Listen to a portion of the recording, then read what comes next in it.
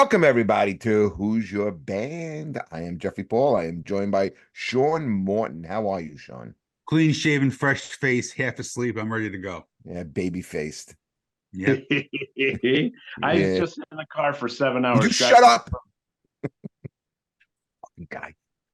Wow. We Congratulations, Mark. Jeff is known for cutting shut, off every shut fucking up. guest. We didn't even introduce him yet. Well, We I'm doing it. didn't. I'm doing it because you're a God. fucking rude piece of shit who constantly cuts people off. So I'm going to say it now.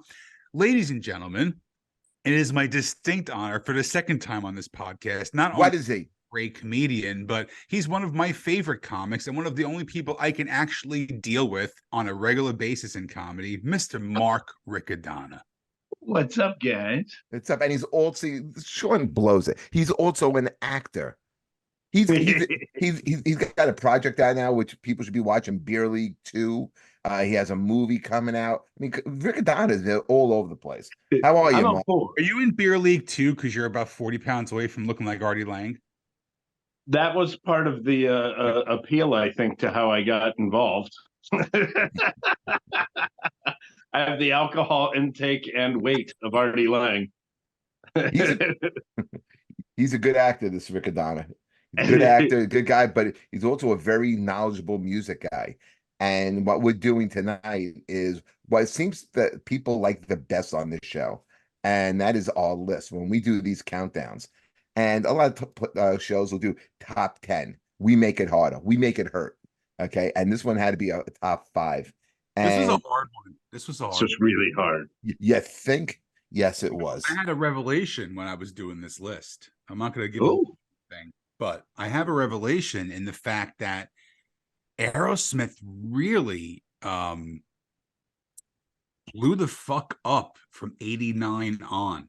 Like I was always a fan of their early stuff, but when you look at the amount of hits they had from the Pump album on, it's stupid.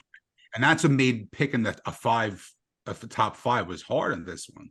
Again, yeah. that's what I said. This one is a tough one. And yeah, to spoil the surprise, we are doing a top 5 of Aerosmith, which is arguably You're posting and it for 5 days in a row. What's your top 5 Aerosmith songs? well, that's just on social media. That's not the You know, people the listening. wall of this And podcast. we'll get to the list on social media because this also we got probably the most feedback on this list. A lot Again, of this shitty lists too, by the way. I looked at them. this There was a lot of shitty ones. well, you know what, this is like I was just saying. I think this is arguably, the best American band, best American rock band. They say that they're the American Rolling Stones because, Yeah. people compare them to the Rolling Stones because they have the brooding guitar player and they have the ambiguous, flamboyant singer who dances around. But I think they might be the American Led Zeppelin. Well, we'll talk about that because I think there are some crossovers if we have similar songs on this list. But I think when you look at the 3 top American rock bands, okay, maybe throw 4 in there, or do a Mount Rushmore. I think it's hard to exclude Aerosmith. I think a lot of people would put the Eagles. I think a lot of people would put Van Halen, and I think a lot of people would put the Beach Boys. I don't know who else, where else you would draw from, but these are the bands, especially Aerosmith, is always at the top of the conversation. So it's very difficult to come up with a top 5 in a band that has spanned, multiple decades and have gone through different incarnations of just like music. So let's get at it, man. And we'll start with our guest first. Start with your 5 song. If All Jaden right, well, isn't number 1 on everybody's list, I don't know if we should continue with this. Or Pink, actually. Pink is probably the number 1 song on everybody's list. I'm going to tell you right now, it's on my list of songs that I hate. Okay. So real quick, I made 2 lists because there's studio Aerosmith that I want to hear the actual album version of, and there's live concert Aerosmith where they're just a gritty hard rock band that I really like. So I had to do 2 lists. I think Aerosmith live album, especially live bootleg, is maybe the best live album that a band has ever put out. because it truly is live. In fact, Yeah. during live bootleg, you can hear like the fireworks going off in the background. I remember because that was a thing that you used to do. I remember going to concerts and like you would get like a pack of firecrackers, tie them together, throw it up in the air, and hope that it would go off before it hit the ground. You know, it explode in the air. And people used to throw up M80s in the air as well. That was That's a thing. fucking crazy, dude. We used to take stink bombs, you know, like the smoke bombs, light them, and then roll them down the aisles in Madison Square Garden. You're degenerate. These are things that you, but this is common stuff. This is what we did, like I don't know. every We used to concert. coke. And Man, I'm I the feel like degenerate. Let me bring stink bombs. Oh, I don't know.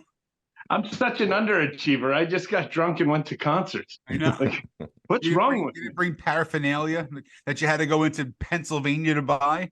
me? Well, in Staten Island, you didn't need to go. You just needed to know a guy.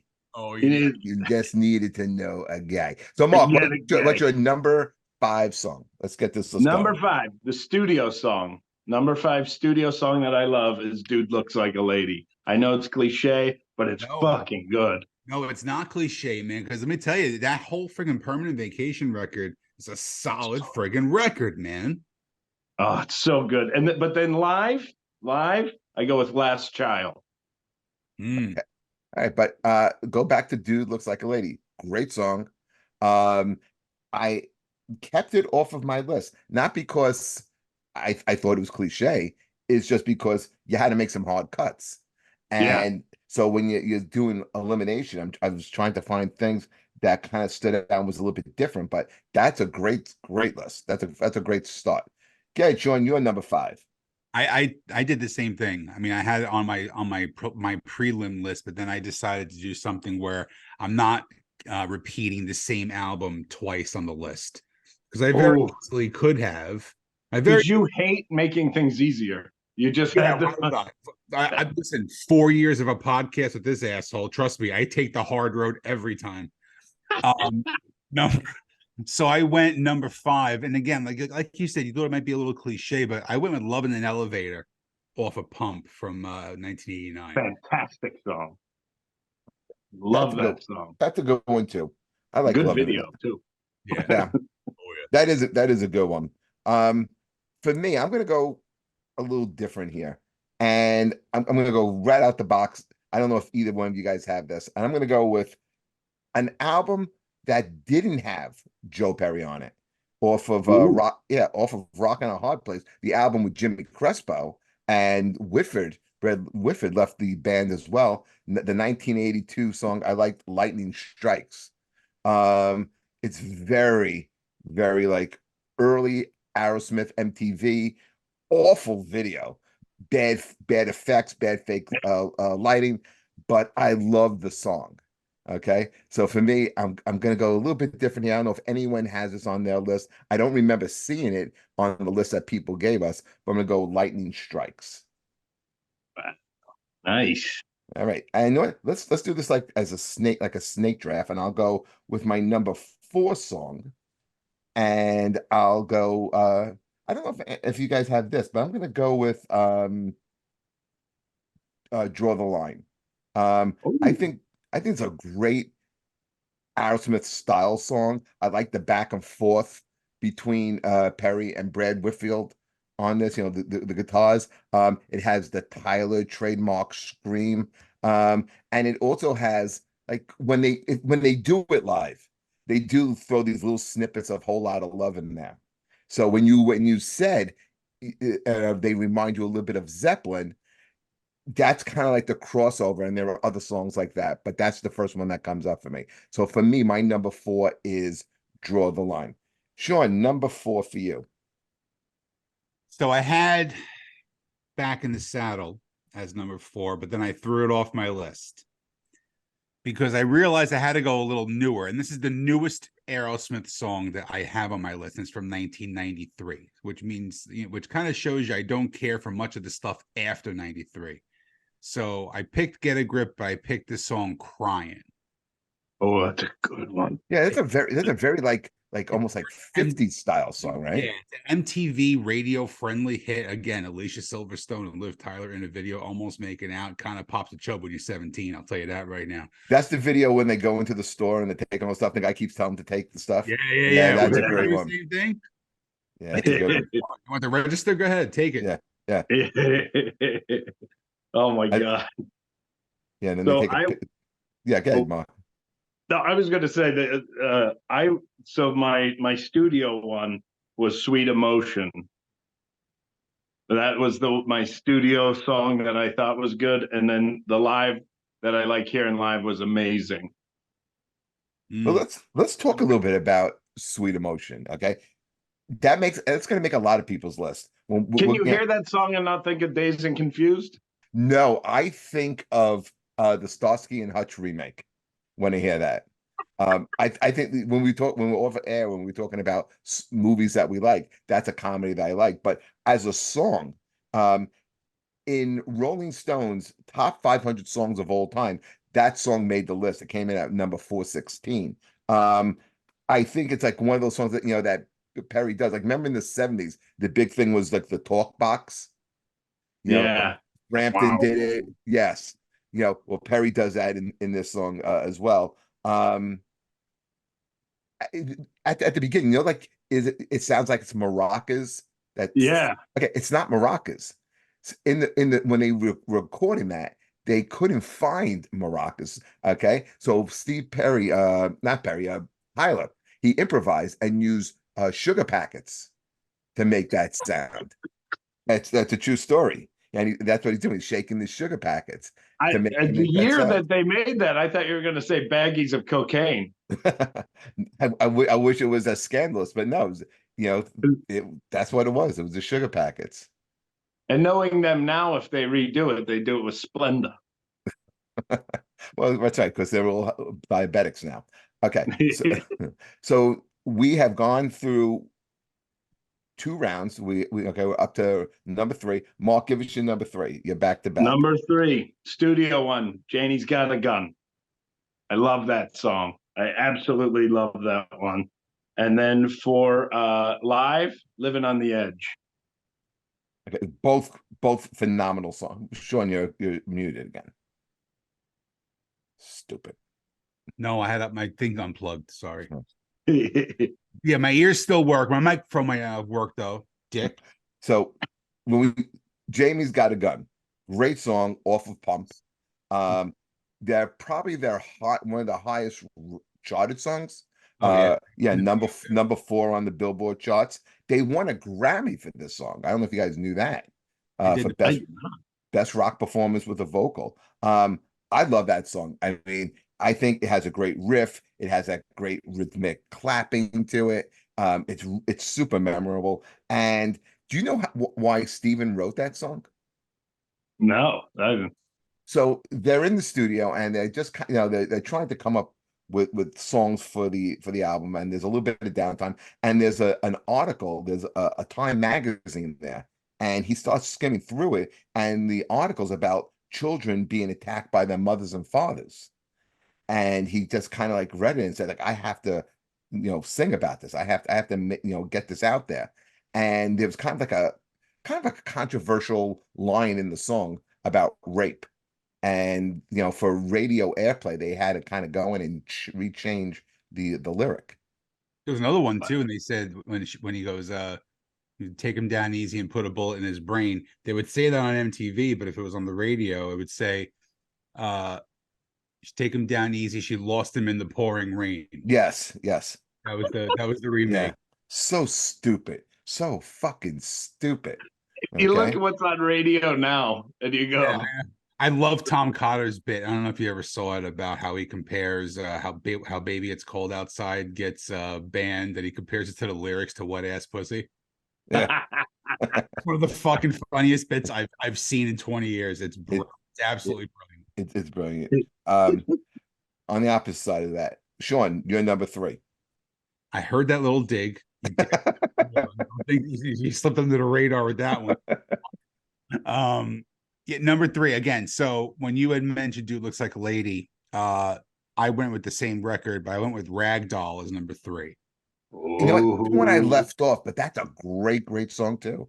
That's Yeah, a, because I think that Walk This Way was really their kind of burst back into the scene, right? But I think this Ragdoll video was the one that really made like put them back on the map as a band as well, like not just Steven Tyler and Joe Perry. Like you felt the whole band presence in this video too. So that's why I went with that one off Permanent Vacation. that's a great one.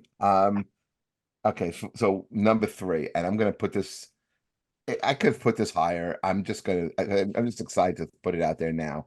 Um, and this is studio, but a better live song is Train Kept a Rolling.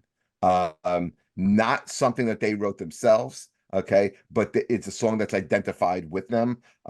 It's a song that Steve and Joe and Tom Hamilton, they did this before they were even in Aerosmith. Um, and they were influenced to do the song because the Yardbirds did it. But the Yardbirds did it in the era of Jeff Beck and Jimmy Page together. So again, that Zeppelin kind of crossover with Aerosmith. There are a lot of different versions of the song. They always would put this in their sets. They play this at the Rock and Roll Hall of Fame. I've been there and watched them do like extended jams with other artists and guitar players in it. This is a great jam song. It's a great song. I think it's the best song off of the live bootleg album. So for me, I'm gonna go Train Kept a Rolling. Um, and that brings us to our last two songs.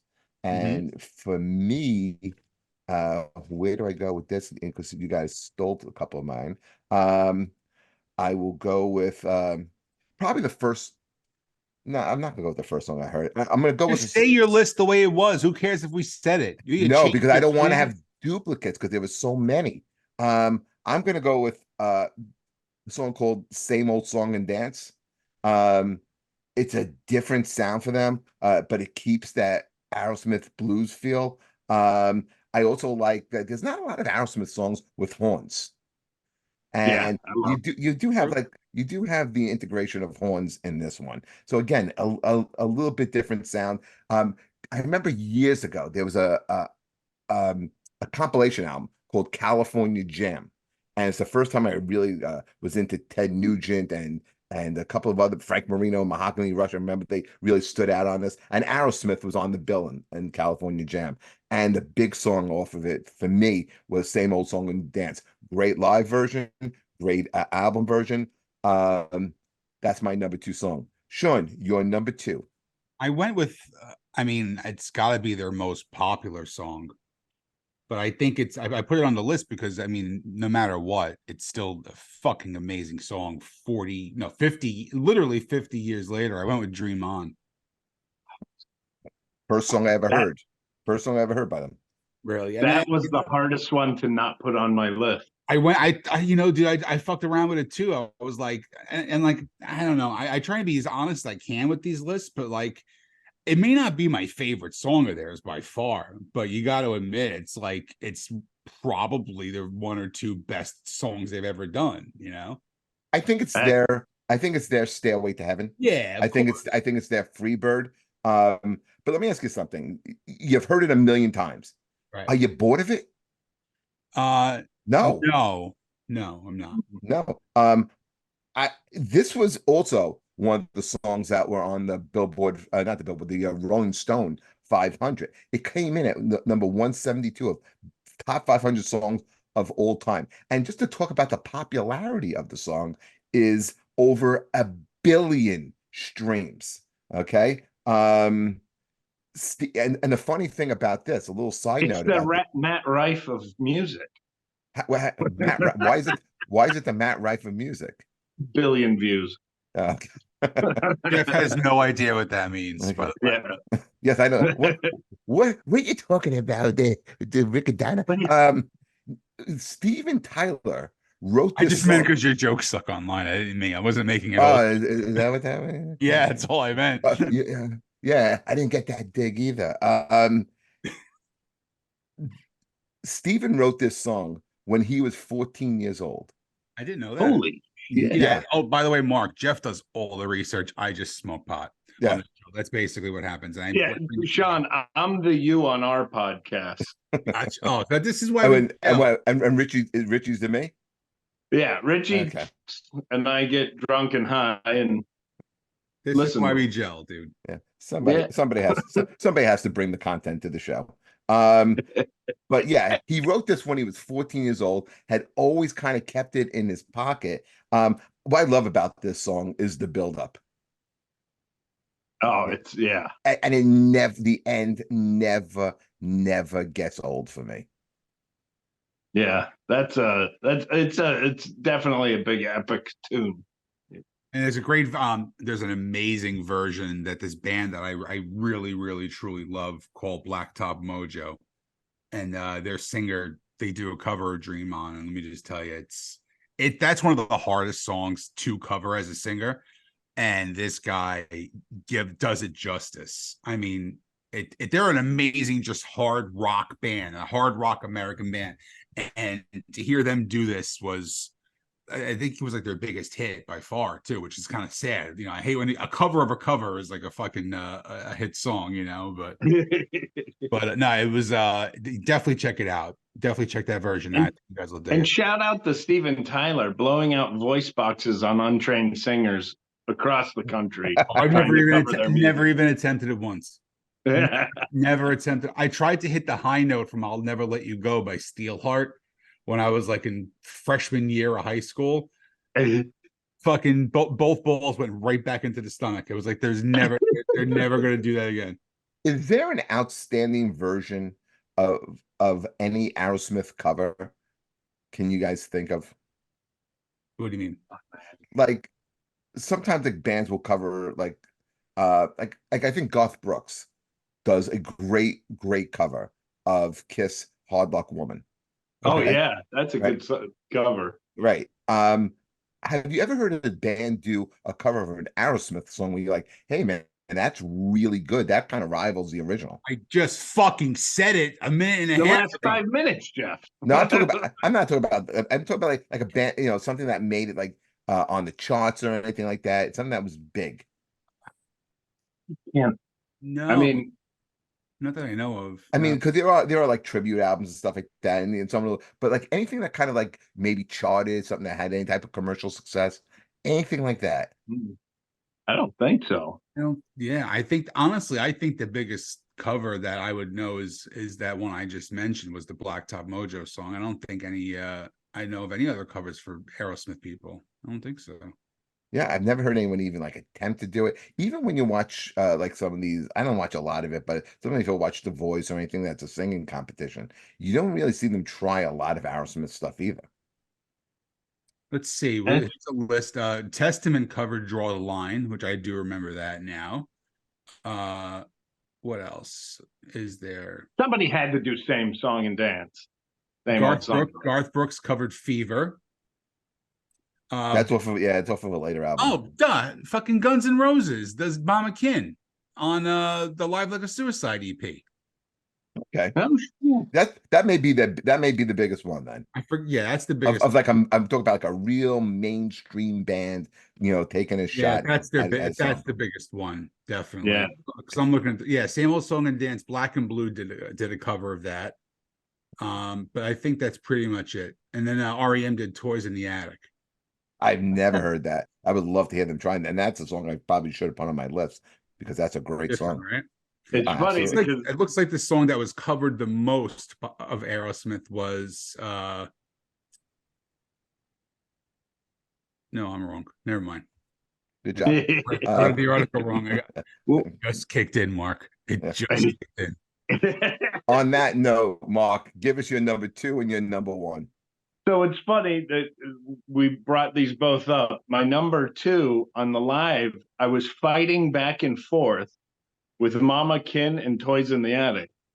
That was what I was fighting for number 2. But because of the list that I had before, this is probably one of the only bands that did this. Instead of kicking 5 out and moving them all up, I went, no, only 1 survives. So Mama Kin survived. Toys in the Attic went away. And then for my studio album was Love in an Elevator. That's a good song. We all right. So did you have one more pick? Did you have a number one, or that was Oh, your and my number one? number ones is Live Back in the Saddle. My number one live or studio is Ragdoll. That's that was like I started with that. I knew when we said top five Aerosmith, I went Ragdoll is number one, and It, then I worked backwards. yeah, like again, tough to do.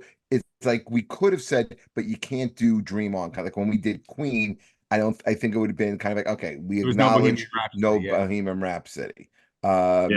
Yeah, But I think when we also did Metallica, it's like no Enter Sandman, Yeah. because okay, it's so unanimously we know. right. Right. We get it. We get it. Your grandmother knows it. We get it. Sean, what's your number one? Mark had it on his list before. I went number one with Sweet Emotion off of Toys in the Attic record. I just think it's got everything in a rock song. It's got and that breakdown in the middle, right before the choruses, that huge riff. God damn. As a guitar player, when you hear that, you're like, motherfucker, it's so easy. It's an easy ass riff, but it's so goddamn good. Joe Perry makes his guitar do stuff that guitar shouldn't do. Yeah, Like, definitely. but he's not a show off. It's the craziest style. There's guys who are technical. There's guys who are technically good, like an Yngwie Malmsteen. If you watch him, he's just going to sit there and go, "Ah." But then there's guys who take it from a different level where it comes from inside of them. And sometimes they don't even know what the fuck they're playing. They're going to miss notes and shit like that. But that is just that guitar just becomes an extension of what's inside of them. And that's guitar player. There's also guys that were born to be rock stars. Yeah. And Joe Perry is a guy that was born to be a rock star. He looks like a rock star. He looks like a grandmother now that's a rock star. Okay. But the guy was, he's in his late 70s. And he's not only in Aerosmith, he plays in Hollywood Vampires. He still goes out with the Joe Perry Project. I mean, the guy belongs on stage and playing guitar. And I hope he does it for like another 20 some odd years. He was a little bit of a douche when I met him, though. Really? You have a Joe Perry story? Yeah, I met him. I went to a book signing of his, and I brought my guitar with me because I have like an acoustic that broke. So I glued the neck back, and then I decided I can't play it again. Let me get it all autographed. So I got tons of people on this thing, like Willie Nelson, Rick Springfield, the Winery Dogs, Gaslight Anthem. I have tons of bands all sign this fucking thing, and Duff McKagan. I got me real big people, and I bring it. He goes, "Nah, man, I don't really want to sign it. Yeah, you could sell it, I'm like, there's 35 autographs on here. He goes, yeah, and it's just not my thing, it's just not my thing. But I said, how many people in this room do you think you could have banged back in the day? He goes, that one 6 times. Let's take a picture. Let's keep this thing moving over here. And he was just like a real dick. He was like a real dick. You guys know comedian Steve George? No. He was in a band that they went on tour with Aerosmith. No shit. And they were, went around opening for them, and he has great and positive stories. So it's sad to hear that about Joe, that he wouldn't sign it the was guitar. all right.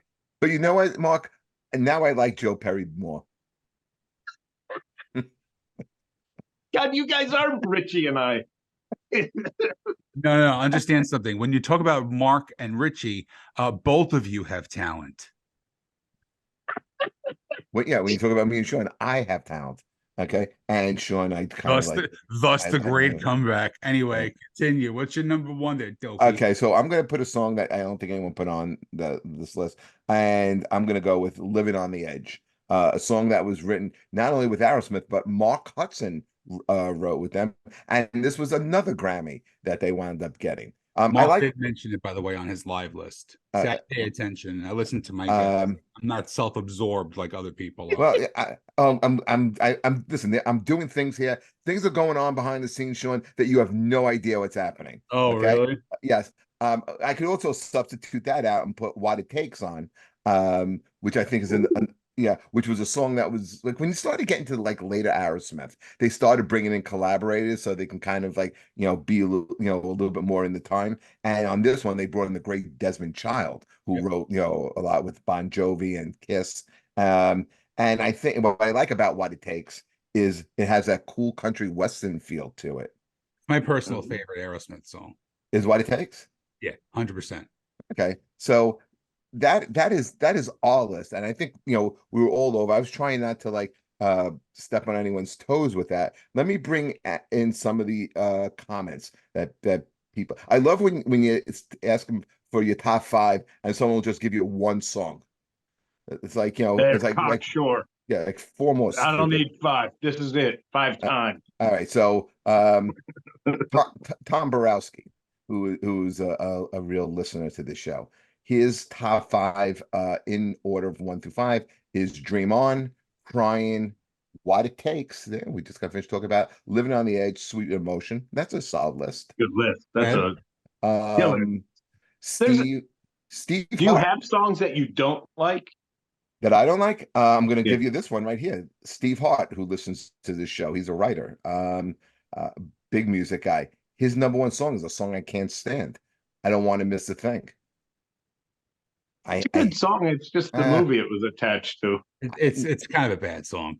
I don't It's like kind it. of a bad. I don't really like it. Yeah, it's too sappy for me. Here's one I'm surprised you didn't pick. What was the big lyric in it? I don't want to close my eyes. I don't want to say goodbye because I'll miss you, darling, but I don't want to miss a thing. It plays at fucking weddings and shit. I don't want to hear Yeah. this song, knowing that Bruce Willis is gonna get blown up in an asteroid. Um, I've thought Sean would have put this song on. That Hart put on. He put on Angel as his number two. That's No, just I'm I not an like Angel Angel a fan. lot. I'm not. No? Well, no, not as much as Ragdoll or Dude Looks Like a Lady. Yeah. That record. That was like the sappy ballad for the record. If that's a if sappy I ballad. directed a movie and there was like a montage of them falling in love or something like that, that'd be a song I would definitely go. This should be. Oh, dude, I have Okay, like Scorsese. I have whole scripts in my head with like some of the songs that I want the world to hear. Like I have whole scenes written in my head around certain songs that I love personally. So That's what some of my favorite things in the world to do is when you're driving and you hear a song and Oh, just oh, make up of what's going on in a movie with that song. I have the ultimate song for that by a band called Enough's Enough. I don't know if you guys know who they Oh are. yeah, Okay. Okay, love's enough. let's finish Steve Hart's list and then get into some of these other lists that people put. He put Love in an Elevator, Ragdoll, Back in the Saddle. Roy Mackey, who listens a lot, Dream On, Crying, What It Takes, Amazing. No one talked about Amazing. can you say what it takes again? Yeah, another What It Takes. And Why? Angel. What it takes? Like WATT? He wrote What It Takes. I've caught this. Like you can't say the word what. I just realized this. I'm saying what? A lot of What? takes. What it A takes. lot of takes. What? Greg Radin, A lot who, of takes. who was a guest on this show, who works for Live Nation, said Sweet Emotion, Walk This Way, Ragdoll, probably in that order. Can't give you two more. Too hard. All right. Nikki Salvatore. Oh, now here's a song I didn't put on because I thought one of you two jabronis were going to put this on, and neither one of you did. Okay, so he puts Toys in the Attic as number one emphatically. Last Child, great song. Oh, Okay. that was originally going to be my Yeah, five. But that's a great one. Sweet Emotion, Draw the Line, and I'm surprised. I thought definitely, Mark, you were going to go Kings and Queens. That's a good. It's a great song. I So think hard Mark's to more of a newer Aerosmith fan. I got that after listening to him, but going in, I thought he would be more like 70s Aerosmith, not 80s, 90s. Well, the problem is that was my youth. Was that so? It was like as a kid, I remember standing in front of the TV watching MTV, and Aerosmith would come on, and my jaw would just drop because it's like these hot girls, amazing music. And then when I got older, like in high school, Aerosmith was one of those bands you could listen to with mixed company that they wouldn't go, oh, can you turn this off? It's too loud. Yeah, Like chicks would like it. It's not they like love listening to Aerosmith. Slayer. Yeah, Right? yeah. Yeah. You can't look. No one's making love to Cannibal Corpse in high school And if you are, that's with what a we call live it. Yeah, person. right. But if you are, if you do find something, that's a keeper. Okay. Yeah, hold on to that. Yeah, because she'll fuck you in your trunk. Paul Veneer. You guys know Paul, right? Yeah, I love Paul. Okay. The Yeah, tornado. Paul checked in. Living on the Edge, Ragdoll, Dude Looks Like a Lady, Loving in an Elevator, Janie's Got a Gun. So he's all 80s, 90s Aerosmith. Telling you, I think the music's better from that Do you era. think it's I don't think it's better. I think I think they it's good. I think they hit their fucking prime in the late 80s, early 90s. Well, it all came together for them. They become huge because of MTV. Like Mark said, the great videos. Yeah. Like you said, the girls in the video. I think it really blew up Alicia Silverstein, right? Is that her name? Silverstein? Don't. Don't. I was never really a big fan of hers. I mean, she was okay, but Ken Krantz. Ken Sure, Krantz. she's fucking losing, really, really losing sleep over that, Jeffrey. I hope she's not. She seems like a nice girl, and we could talk to her after. But let's talk about Ken Krantz's list. Um, you I'm see not me. high enough. Do you guys know the song? You See Me Crying? No. I Because don't think I know that one. yeah, because no one else had that. No More.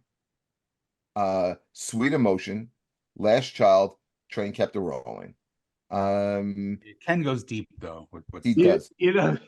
The thing about that song, I don't want to miss a thing. I swear, when I was little, young, I was never little. I was only young, but but I thought the opening line was, I could lie awake just to hear you screaming.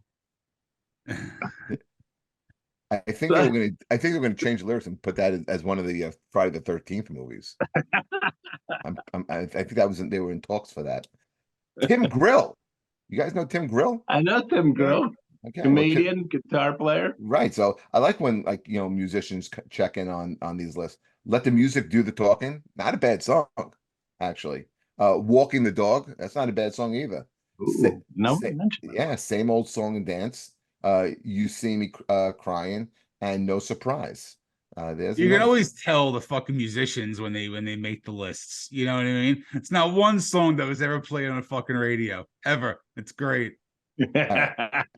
And listen, I apologize to not get to everybody's, but I think we should end with this guy here because when he was a guest on the show, Aerosmith was his band. And I'm talking about Davin Rosenblatt. And he has some different takes too. He also went Same Old Song and Dance. No one ever put this. We had only person who put this one on, Chip Away at the Stone. It's a great song. Yeah, that's a cool song. Jailbait.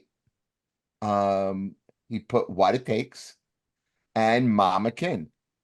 All right. You're hearing this, Mark, right? It's not just me. No, I it's kept thinking just you were like waddle cakes. Waddle cakes. it does not I sound like love waddle Waddle Cake. cakes. I'm just because Waddle, he had a great game today. You know what it is? I think I'm thinking that not only was it in my youth that I watched Aerosmith on MTV, but it's also their older stuff, like the more bluesy hard rock stuff, is amazing music to listen to. But like, it's so hard to like remember. Like even the big ones, like Same Old Song and Dance. When you say Aerosmith, that doesn't just pop in your head. But if it was playing, you go, "Oh, this is a great song." I'll tell you, I think you hit the nail on the head before too. I think it's because me and you are 100% the MTV generation. So a lot of times when we hear something, we visually associate it with something as well too, because we were raised on videos. Yeah. So it Yeah, may not have that correlation to like some of the older stuff if you don't have something visual to put with it as well. Yeah. I think when I like when bands evolve. I mean, certain bands like don't, but it worked for them.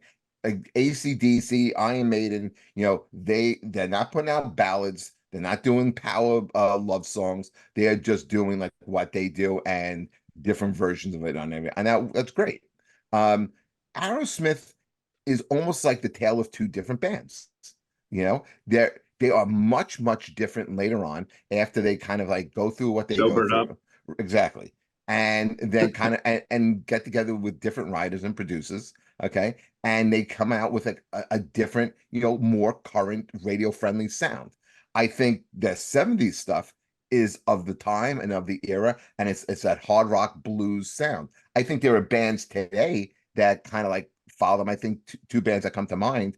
One is I think Dirty Honey, is a lot like Aerosmith, and I think Rival Sons, which was opening for them on their 50th tour, the 50th anniversary tour, before it got cut short, they're another band that I think is heavily influenced by Aerosmith, but like 70s Aerosmith, not Yeah. not the later version.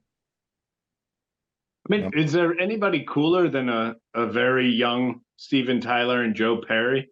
Like when you Rob, see old video footage of them back to back, like Robert leaning in and Robert Plant. Yeah, but that's just and Page wasn't cool. See, I Are you yeah, fucking out of understand. your mind? Yeah, he wasn't. He was old. He was he old. wasn't cool. He was talented. He wasn't Yeah, cool. Oh, he was cool. exactly. I thought he was cool. He was amazing. I mean, Zeppelin. We have yet to do a Zeppelin top five, and I think that's going to be agony. That's no thank you. I don't want invited to that dinner. That's a tough one. I mean, they're That is a they're, tough they're my one. top three That's a bands. very that, and I'm not a huge like I'm not one of those super diehard like I listen to Coda. No, fuck that. I mean, I know all the major stuff. I don't know that I could pick a five.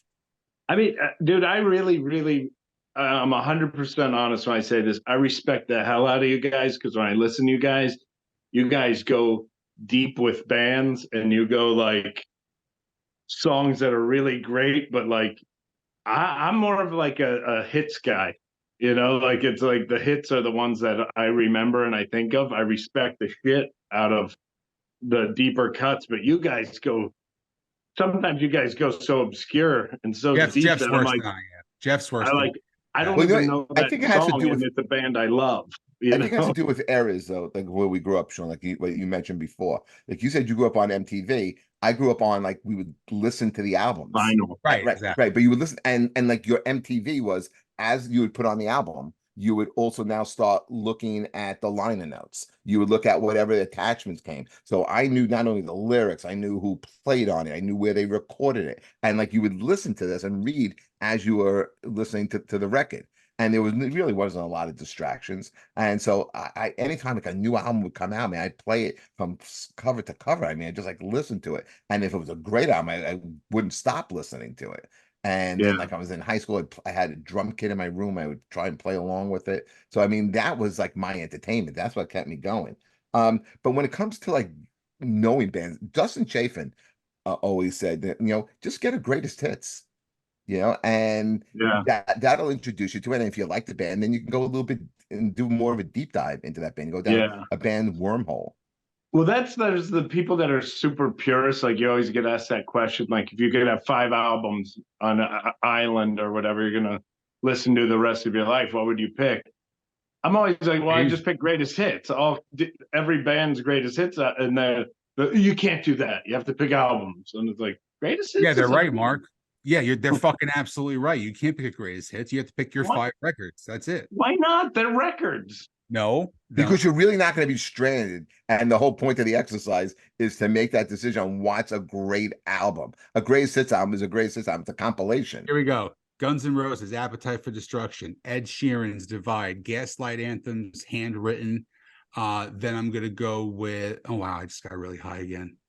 Life of Agony's Ugly. Mark knows what I'm going through. I lost my train of thought. Life of Agony's Ugly, and then I will go with Chris Stapleton's Traveler. Wow. He got it written down already. I know at least a couple. I know I'd go with probably either This Number would the take me a Beast. month. Yeah, I would go either Number the Beast or Peace of Mind from Maiden. I probably would go. Now I can't go greatest hits. Got to go Soldier Souls for Rock and Roll would be Sabbath, but I can't do that. So I'd probably have to go Paranoid. Sabbath. You know what? Crazy thinking about this. I wouldn't pick anything that was heavy metal because it would get me too amped up, and I'd be stuck on an island walking around going. Okay, just pick one. It doesn't have to be, you don't have to, you can regret it later on. But if you're going to pick one album that you would have to listen to, what would it be? It doesn't have, and you can change your mind afterwards. But what would you listen to? Nirvana Unplugged. It's a class. That's one of the greatest recordings ever. You can just sit and listen to it and go into your own world. Do you know the story about the last song? Do you know the story about the last song? Where'd you sleep last night? It's a cover song, obviously, right? There's a lot of covers on it. Yeah. But that was not supposed to be the last song. That was the second to last song. And they were going to come out and do an encore of Smells Like Teen Spirit acoustic was going to be the final song of that recording. And then obviously you saw what happened. It became one of the greatest live performances ever caught on video. And when they went backstage, he grabs the guitar to go back out, and they go, "Nope, you're not doing it. We're ending on that." You have to have Pete on because he was there for the whole thing. He was worked on that production of the Nirvana Unplugged. You have to have him on. I'm going to connect you guys. That's We a would love to talk to him. brilliant performance. It's like 7 covers on that whole thing too. Yeah. One of the movies I produced, we had a cover of that. Where Did You Sleep Last Night on it. Oh, really? Constantine Maroulis sang it. Oh, he's amazing. Whose version is better of Man Who Sold the World, Nirvana or Bowie? Nirvana. I love David Bowie. I love David Bowie, but Nirvana. It's one of those songs, like when you talk about covers, like, you know, we did at the top of the show. It's one of those songs where, like, does the cover version surpass the original? You know, and in that case, yeah, I think it's probably even more identified. Yeah. I mean, I'll be honest. When Nirvana Unplugged came out, somebody said that's a David Bowie song. I'm like, bullshit. And I'm a David Bowie fan. I'll tell you another one who surpasses Bowie. I think Bauhaus version of Ziggy Stardust is amazing. I don't know if I know it. Oh, it's Yeah, fucking so good. Oh, God damn it! It's You're giving so me good. homework. I got to look it up now. Yeah, I mean, if you're driving, it's a you know, and you're looking for something to listen to, and you're okay, just go Bauhaus, man, Ziggy Stardust. It is great. It's hard, but it's still kind of, you know, a tip of hat to the original. It changes the arrangement a little bit. It's not work like Weezer, like they covered Africa and they covered Take on Me, and it's the exact. They do it almost like note for note. Yeah, They do it I well, thought it was, but there's nothing. But it's not memorable. yeah, you got to do your own version of whatever the song is. I mean, that's why I like joke jokes. I like joke jokes because I can hear comedians I respect tell a joke I know and see how they do their version of it. And it's like, I know where the joke's going, but Jeff's going to tell different than Sean. So I want to hear each of your versions of it. And to me, that's like a cover. If you do a cover of a song, I want to hear your version of it. I don't want to hear you replicate. I can go see a tribute band if I want to see the same shit. Exactly. Yeah. I think one of the best covers of all time. I've argued this with people. I think I've even talked about it with Trevor Lees on the air. I think Johnny Cash's version of "Hurt" is just good. I mean, I love Nine Inch Nails. Not a cover. It's not a cover anymore. It's his song. Yeah, well, like that's to what me, I I mean. hear Nine Inch Nails and I think heroin, and then I hear Johnny Cash and I think heartbreak. Right. Especially when you know that he dies a month after recording that video. Yeah. And the video is just a recap of his life. If you ever heard, Dave, have you ever heard the American recordings? Yeah. So there's like the last 6 albums that Johnny Cash did, which were all produced by Rick Rubin. Yes. And it's some of the most amazing, not just, I mean, I'm a huge country fan. I mean, again, Johnny Cash at the first concert I ever went to. So, but just to hear the rawness in these last 6 records. And then when you really, like Jeff said, when you realize he's really at the end of his life and he gave you this fucking gift like Bowie did with Black Star. Guy was dying. He had stage 4 cancer. He was dying, and he puts out one of the best albums he ever did in his entire life. Well, how about also Queen, Freddie Mercury doing Innuendo, and I'm just drawing a blank on specific songs, but there are songs on there that are just heartbreaking on it. You know. Yeah. I think Live Forever. Well, that's great. Maybe if he didn't get in his endo, he would have been around longer. What do you think? Huh? Oh, fuck. Okay. On that note, I can't take him anymore. Mark, tell us a little bit what you got going on. So I have a dry bar special out. Please check it out. The thing is, really? Yeah, it came out in November, and the thing usually, like, I don't know. I don't ever usually plug stuff that I've worked on and that I've done. I didn't fucking hear about this. I'm very happy for you. Congratulations. Thank you, man. And I was working on this. It's the first part of a one-man show that I was working on. So like when you see this, like I've been working on this forever and like trying to get it to to be part of a bigger thing. And then when it was last minute, I got offered to come out to do it. And I never plug shit or do. I'm so proud of this. And they actually let me go a little longer. Like my special's a little longer than the regular timing, because they didn't want to cut one of the bits. They didn't want to cut one. So they let me go a little long. I'm so proud of it because it's like, it was basically a thing I've been working on since I had kids. As soon as I had kids, I started writing this one-man show, and now it's how many years is that an accumulation of? 9 total. Like, See, people think it just comes like I remember Nate Bargatze saying the hardest special well, the best special is always going to be your first one. That was like 13 you got years 20 years in. to write it. Exactly. Right. And then afterward, you got to start coming out with one every 2 years, but that's the big one, the first one you put out with. Yeah. What else you got going on, Mark? I got a pretty good schedule coming up for the new year, so I'm excited about it. And we're shooting a pilot for in next week. Well, I don't know when this will be out, but December 22nd, we're shooting up in Woodstock, New York, and it's a little bit tough crowd, a little bit Bill Maher, a little bit Tonight Show. And if it moves forward, we're going to be getting a lot of artists of all kinds of, not just comedians.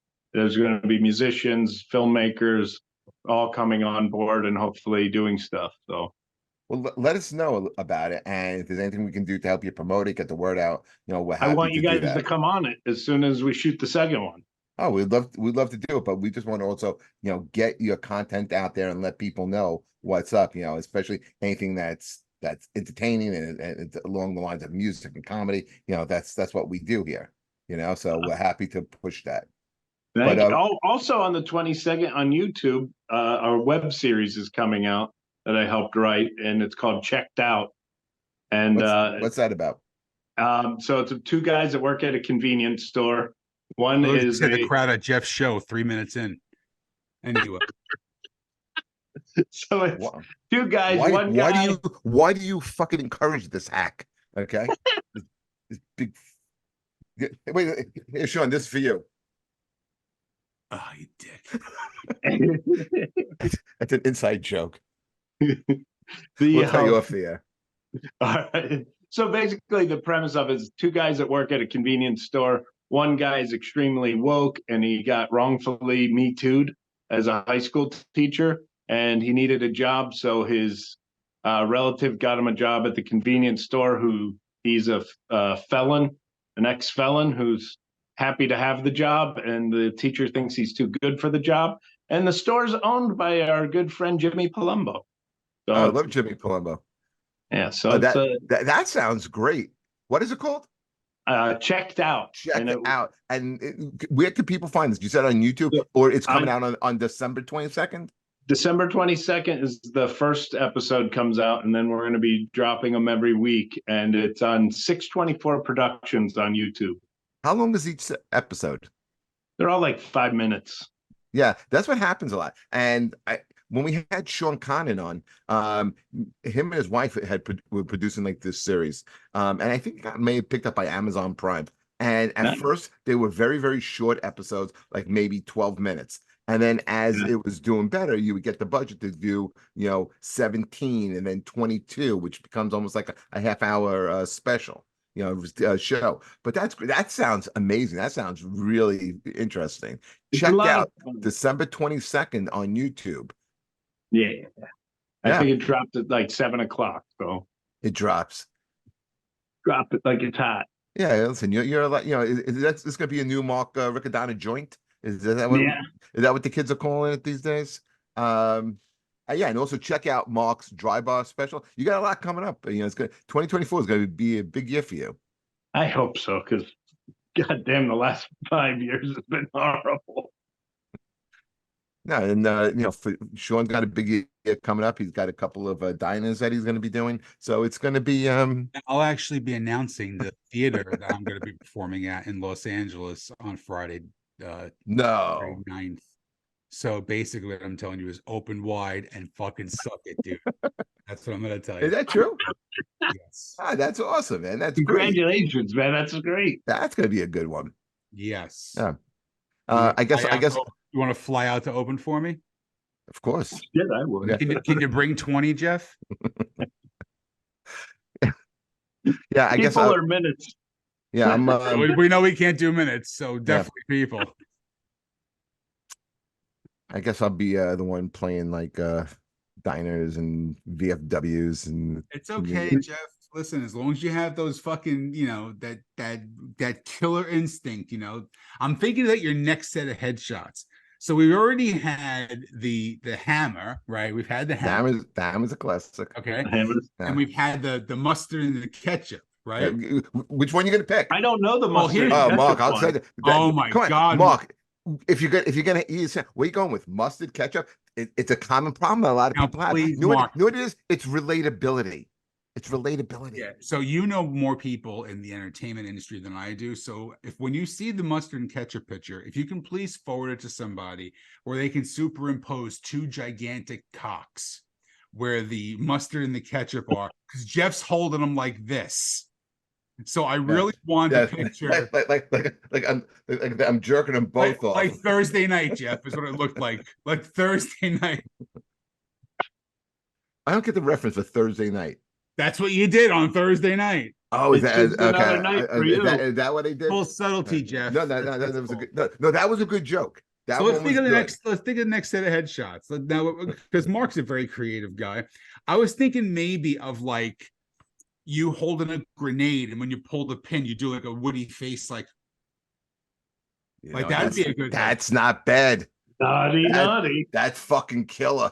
Right. That's what's up. That's No, that's good. That's good. That's a good one, I think. Yeah. The grenade would work. This is what I think we should do, like for the next batch of Who's Your Band headshots. I think you and I should be back to back, kind of like this And hold guy. guns. No. We're like this with our thumbs, like this guy, and you're like that guy. And we should both wear shirts that like say, that. I'm with stupid, and we're both pointing the arrows at each other. That's classic, like FM radio, like crazy guy Morning DJ radio. shit. Morning. I want you both to know how I deeply care about both of you, but I am entirely not high enough for this fucking conversation. Well, listen, guys. Mark, I can't thank you enough for having me on, man. are you kidding me? Always fun. If you ever want to start a show called "That's My Bad," please call me. But that was good. This was not an easy undertaking. No, it wasn't. It's always doing Aerosmith, and it was a lot of fun. And again, check out the 22nd of December. Mark's new web series that's coming out, the Dry Bar special, and we will catch you next week. Mark, thank you so much for coming on the show. Thanks for having me on, guys. Okay, take care, everyone. Good night, Sean. Hey, Jeffrey.